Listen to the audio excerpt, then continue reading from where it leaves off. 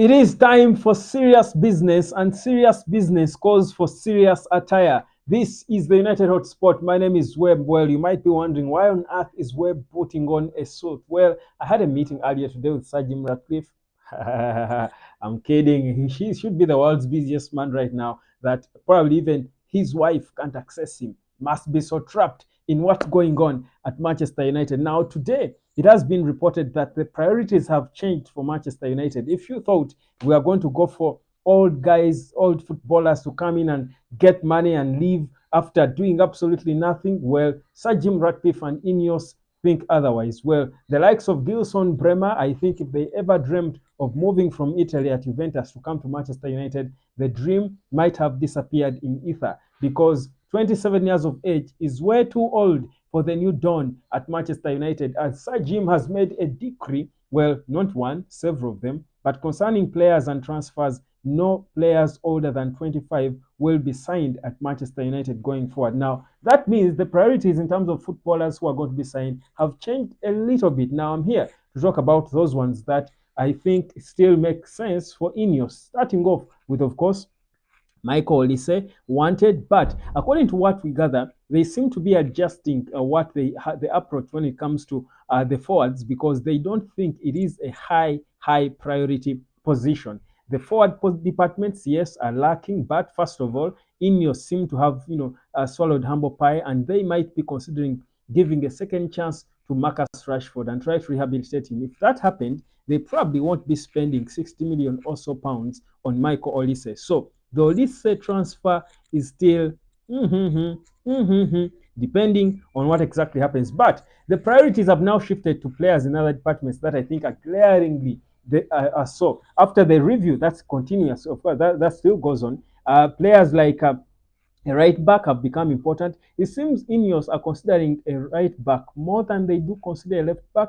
They seem to have hope that Luke Shaw will return, because without a shadow of a doubt, Luke Shaw is the best left back in the world. You can't get many better than him out there. So they are thinking if Luke Shaw and Tyrell Malaysia can be fit, we may not spend on a left back yet. So what they're planning to do is shift Diogo Dalot to left back for a bit of time, then bring in Jeremy Frimpong. So in terms of priorities, Jeremy Frimpong, according to what we're getting from INEOS or from Manchester United, is becoming an important target for the club as they look for youngsters. Frimpong of Bayer Leverkusen, of course, has got a big pedigree. He is a Bundesliga winner. He's been the champions in the final of the Europa League.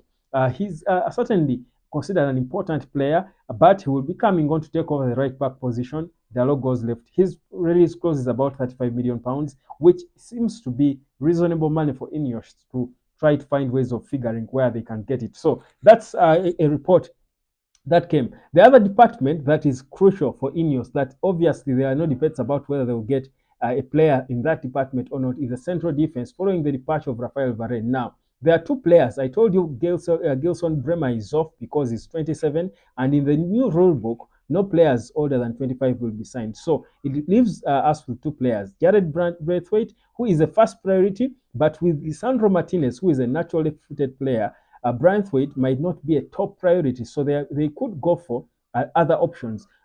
If they fail to go for Braithwaite, of course, for any reason, they are looking at Mark Guehi. That is the former Chelsea player who is now at Crystal Palace, because when he joined Crystal Palace, I think he became he came close. He became an important player for Crystal Palace. He proved himself. He's only 23, but the issue could be the price. He's also priced about close to 60 million pounds. But Mark Guehi is returning into the fold. He was linked to Manchester United before, but he's back into the fold. But it's not only Man United interested in him. Arsenal too are monitoring him. Now you wonder if they've got Saliba, they have got Julien Timber, they have got Gabriel, whatever in that central defense. How much depth does Arsenal want to bring?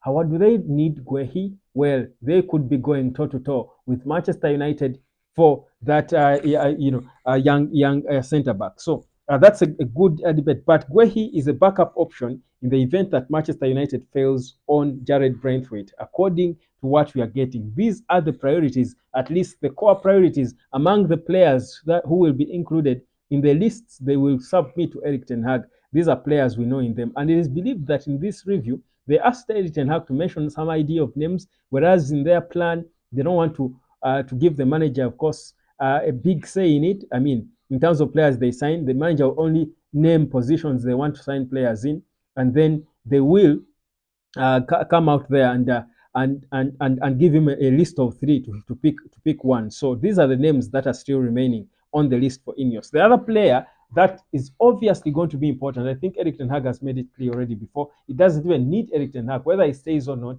It is clear that Manchester United will need a backup striker for Rasmus Højlund. We've played several games without a striker. That's because there were no options on the bench. Now, Benjamin Sesko is attracting serious attention, and he's looked at as a serious player, as Manchester United has been sending scouts to look at him. There are guys to try and monitor him and see how good this boy can be. And they seem to be convinced that he can be an important player. But it seems Arsenal are in the lead in terms of getting him from RB Leipzig. So there is a battle there. But INEOS right now, whereas the focus seems to be on the staff, the non-playing staff, and Erik Ten Hag's job, they seem to have a plan aside, especially being drafted by Jason Wilcox now, to try and put together a good, credible list of players that they will sign. Because the beauty is the positions have been glaring. Whether Erik Ten Hag will stay as manager or not, I think the positions that Man United has got to boost have been glaring for so long that even a non-football brain would know. So this is exactly what's going on, but it's a busy week at Carrington. They are trying to get things done left, right, and center. Now there is also a story that has come through from concerning Manchester United, of course, from the Telegraph, about a mail that INEOS is being ruthless. They are not taking things lightly. So apparently, that story that came through suggests that INEOS have sent mails to all staff who don't want to return, all staff telling them, you either come back, report on the 1st of June. Remember, I told you a story before where they directed all staff to come and work on their desks in their offices in London and in Manchester. They're also creating another space at the INEOS headquarters for more players, more employees to go and work from there. They are tired of people working from home. Now, some people,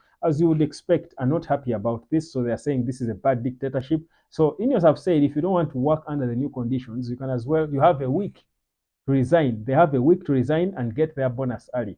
Their annual bonus quickly. They should have been getting it in September, but if you resign now, you have an opportunity of getting it. It could be about 4 or 5 figures for some. So INEOS are looking at all ways to quickly get things done different.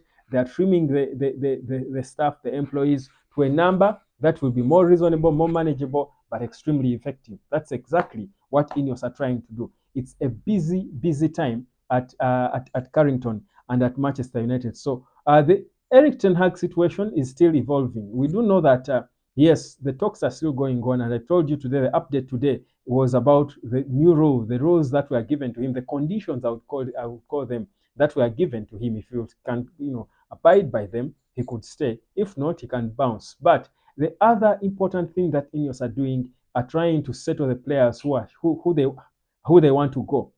That's the other important thing that INEOS is doing, and it's becoming very interesting how they are going to handle this. Of course, they feel like they are.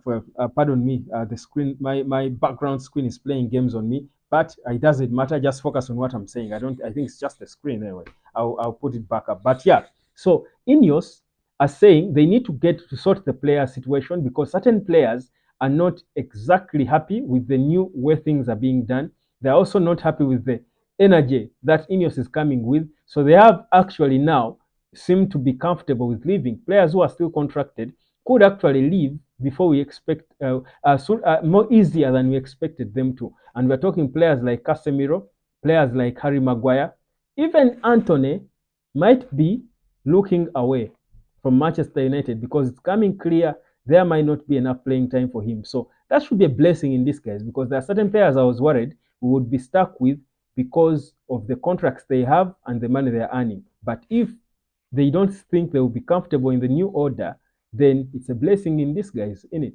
My name is Webb. This is the United of Sport. Subscribe, and I'll catch you later.